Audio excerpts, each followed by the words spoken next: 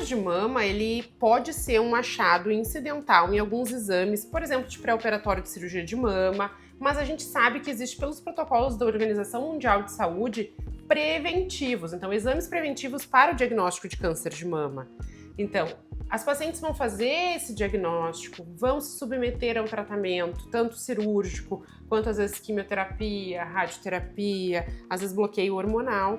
E elas passam por esse processo, então, de tratamento que acabam culminando em algumas consequências que podem ser tratadas, e as nossas tecnologias, então, vêm para ajudar essas pacientes a melhorar a qualidade de vida nesse processo, né, doutora Jaque? Exatamente.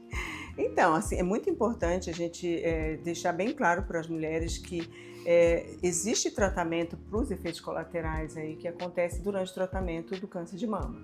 Alguns deles, né, ressecamento de pele, flacidez da região facial, do pescoço. Então a gente consegue agregar aí as tecnologias e também alguns medicamentos que a gente associa com a tecnologia para poder melhorar essa história.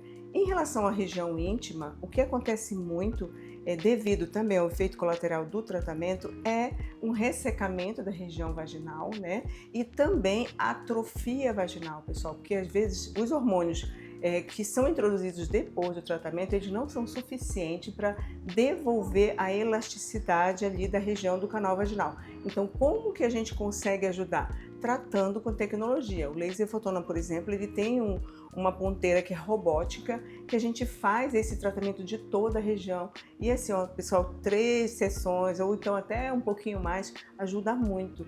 Devolve a lubrificação local, devolve a elasticidade local. Então, assim, a gente consegue ajudar muito a mulher nesse pós-tratamento. E é uma região, né, já que me corrige se eu estiver errada, mas assim, é uma região que se a paciente passa por um período sem utilizar muito, acaba piorando a atrofia. Piora. Por isso que é importante a gente fazer esse tratamento com tecnologias para as pacientes perderem o medo de voltarem a ter a sua vida sexual ativa. Exatamente. E poderem, então, com a vida sexual ativa e mantendo a constância dessa vida sexual, que é importante para todo mundo, elas conseguem também melhorar ainda mais. Então, o tratamento é conjunto. Conjunto, e melhora também a autoestima delas, né? Porque elas voltam a se sentir desejadas, né? Amadas. Ter aquele relacionamento ali com o marido é muito importante. Então, a gente tem que ter esse olhar aí, não só do aspecto, vamos dizer assim, clínico, né? De realmente eliminar, tratar esse câncer, mas também as consequências do tratamento, né? Que às vezes deixam a mulher devastada no pós, né? Isso, a parte psicológica, né? Psicológica. Assim, poder tá... Também assim, parte de mama, né, Lu? Você, por exemplo, que faz essa cirurgia, né, para retirada da mama e colocar uma prótese, como que essa mulher encara isso depois, né? Então a gente precisa cuidar disso, né? É muito importante, porque como é importante a mama na parte da sensualidade feminina. Exatamente. E de nós estarmos assim, se sentindo empoderadas para podermos fazer o que a gente quer no dia a dia, porque recentemente, ainda comecei o mês de outubro, por acaso, com um caso de reconstrução de mama após câncer de mama. E a paciente tinha tido lesão só numa mama, então ela estava com a mama realmente muito assimétrica. E ela dizia, eu não sei com roupa, sem roupa, de qualquer maneira eu fico me sentindo mal, porque não tem como as pessoas não perceberem essa assimetria. Então, não é, quando a gente fala em reconstrução, não é deixar aquela mama bonitinha ou super jovem. Não. Claro que a gente quer chegar nisso, mas é que para as pacientes é muito mais importante elas terem a privacidade de ter passado por aquilo, sem todo mundo na rua poder precisar perguntar, ou elas terem que explicar todos os dias, reviverem aquela dor por causa daquela simetria.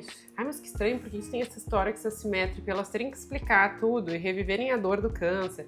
Ou então, se forem ter um relacionamento com alguma pessoa, ter que explicar que tem que ser com mais cuidado, ou porque passou por isso. Então, tem algumas coisas que a gente pode guardar pra gente, pra nossa privacidade na vida, e nós estamos aqui, a tecnologia da doutora Jaque, que ela é maravilhosa, veio para justamente agregar isso.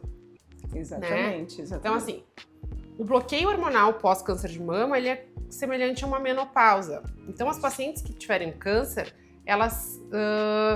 e as pacientes que têm menopausa, elas têm as queixas semelhantes de ressecamento vaginal, calor, falta de libido, às vezes dor e até medo. Então as tecnologias estão aqui para deixar a paciente se sentir mais segura. Exatamente. E depois o resto ela vai conseguir fazer sozinha. Até o aspecto da vulva, né, muda com a menopausa e muda também depois dessa alteração hormonal aí pós-câncer. Então, assim, eu trabalho com laser fotona há muito tempo, então o laser ele consegue devolver aquele turgor da região, ele rejuvenesce, ele clareia a região. Então, assim, é muito importante isso. A gente pensa que não, pessoal, mas isso dá uma segurança, a pessoa se sente melhor, né? Então, assim, além de melhorar a parte da função, né? O que a gente tem que olhar aqui não é só a estética, né? A estética ela é super importante, porque deixa a gente mais segura, mas a função. Então, a tecnologia ajuda a gente a melhorar a função da região íntima. E isso é muito bacana. Isso aí. Então, Lu, como é que você trabalha quando você encontra, por exemplo, um nódulo, aí está no pré-operatório, chega essa paciente para você e aí você tem que dar essa notícia para a paciente.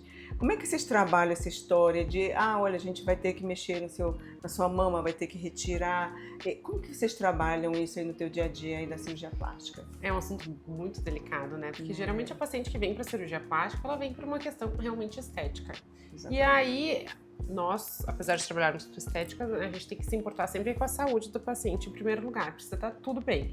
Então, mesmo às vezes os pacientes em pré-operatório de uma lipoaspiração, eu peço uma mamografia porque é a oportunidade que a paciente tem de estar num médico, porque às vezes na correria do dia a dia nem sempre a gente faz os nossos check-ups. E não aconteceu só uma vez de aparecer sim um nódulo.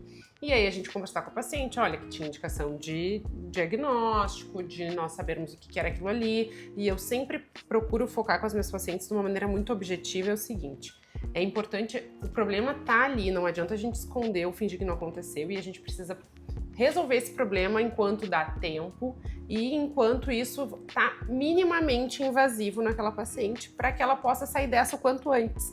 Então, assim, a gente está numa idade que muitas amigas, mães de amigas, pacientes estão com esse problema. E não é, como a gente trabalha nessa área, não é raro elas nos procurarem até para ter uma segunda opinião. Então, eu sempre sou muito objetiva. Olha, isso é um nódulo. Hoje em dia existem milhões de tamanhos, formatos, estilos de prótese de mama para a gente chegar no resultado que a paciente gostaria.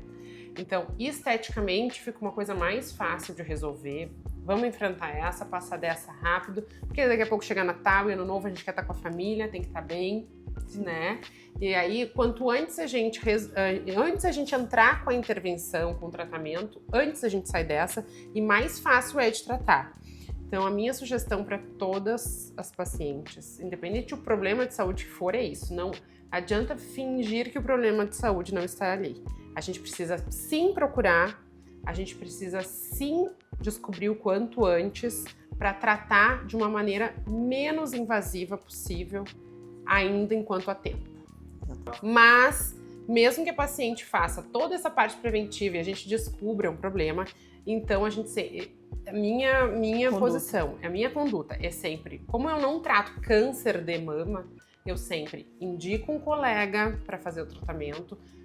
Eu tô sempre à disposição das minhas pacientes para o que elas precisarem, inclusive a cirurgia vai ser feita por um oncologista, mas o cirurgião plástico vai junto para aquilo ficar o mais esteticamente aceitável possível no pós. E aí, pacientes podem fazer alguns tratamentos depois que a gente vai devolver para elas a autoestima e a vida delas. Exatamente.